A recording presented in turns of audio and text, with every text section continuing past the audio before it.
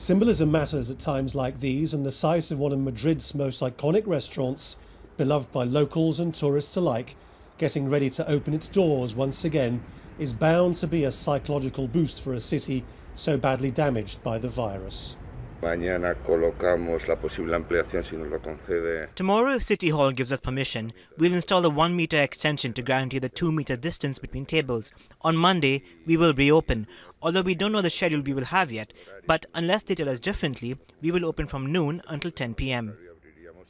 And while the European countries worst affected, like Italy, are only tentatively dreaming of what the summer might hold if a new normal can be organised, other European nations are now going further, announcing simultaneously that their cherished open borders, closed now for several weeks, are being restored.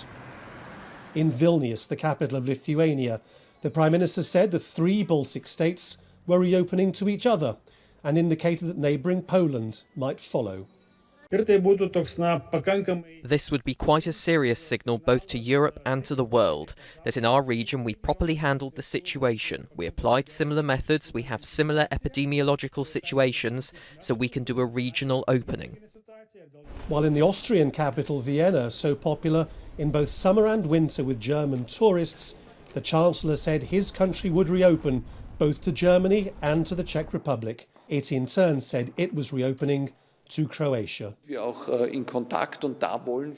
in contact with these countries and we want the borders reopened, because when it's possible to drive from Salzburg to Tyrol and from Tyrol to Salzburg without an increased infection risk, and the same is true for Salzburg to Bavaria, Bavaria to Salzburg, or vice versa, it doesn't make any sense to uphold borders which hinder people but don't offer more protection.